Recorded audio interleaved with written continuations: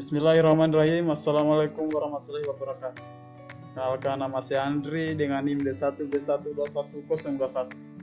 Kali ini saya membahas studi kasus tanaman jagung dan kaitannya dengan hukum minimum labeling dan hukum toleransi sell war.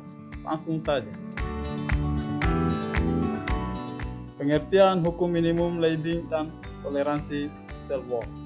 Hukum minimum labeling menyatakan bahwa pertumbuhan dikendalikan oleh sumber daya yang paling langka, faktor pembalas.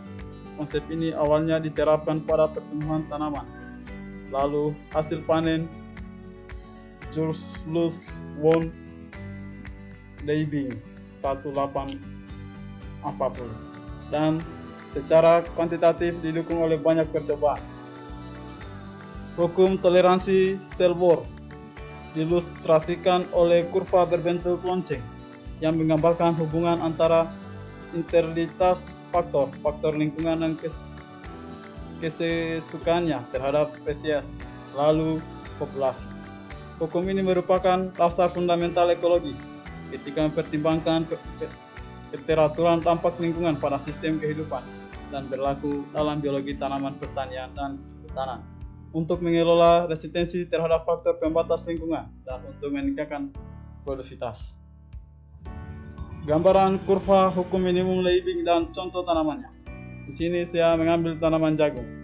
Tanaman jagung, hukum minimum menyatakan bahwa pertumbuhan dikendalikan oleh sumber daya yang paling langka atau faktor pembatas.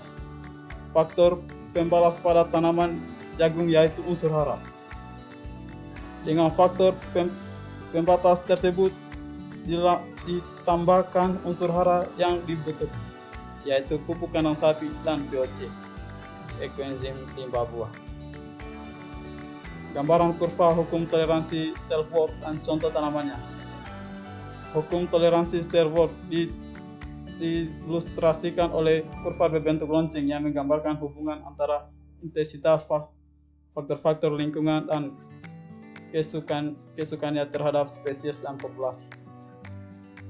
Selanjutnya, hukum ini merupakan dasar fundamental ekologi ketika mempertimbangkan keteraturan dampak lingkungan pada sistem kehidupan berlaku dalam biologi tanaman, pertanian, dan kehutanan untuk mengelola resistensi terhadap faktor pembatas lingkungan dan untuk meningkatkan produktivitas. Dalam beberapa tahun terakhir, konsep hormesis semakin banyak digunakan untuk mempelajari hubungan respons pada organisme hidup dengan kompleksitas yang berbeda, termasuk tanaman. Hal ini memerlukan analisis hubungan antara model dosis respon, homolik, dan pemahaman klasik tentang reaksi tanaman terhadap lingkungan dalam hukuman toleransi sell war. Mungkin itu saja yang bisa saya dapat pahami mengenai studi kasus tanaman jagung.